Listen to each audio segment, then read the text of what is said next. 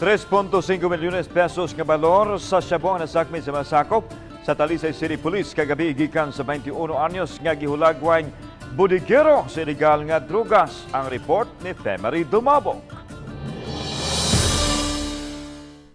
Giilang dinakpan nga si John Casper Makaalay, 21 anyos ka taga Barangay Kiyot sa Dakbayan sa Sugbo. Nasikop siya pasado las 8 gabi sa Barangay Bulacau sa Dakbayan sa Talisay. Mato ni Police Lieutenant Colonel Randy Caballes, gasud sa duha ka semana gipaubo sa surveillance ang dinakpan. Nasuta sa kapulisan nga di mo ubos sa 500 gramos ang iyang mabaligya matag semana. Hagbunganan niya mga pipila ka mga barangay sa Dakbayan sa Sugbo, Talisay City ug sa lungsod sa Minglanilla.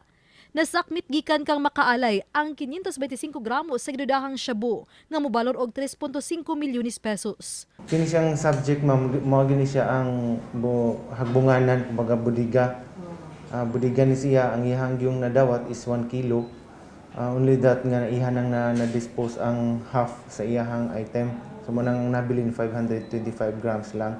Giangkon sa dinakpan ang salaod apan miingon nga gisugo lang siya nga tighatod sa illegal nga drugas. Pila ka tuig? Buwan pa kapin. Buwan pa kapin. Sa buwan kapin, kapila ka naghatod na?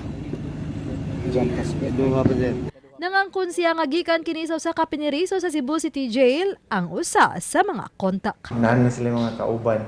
Kay ang item ani sa iyaha, then nasa uban nga mga item sad nga gi ato sang gitrabaho karon sa katong mga gipang considered nato nga mga bodigero.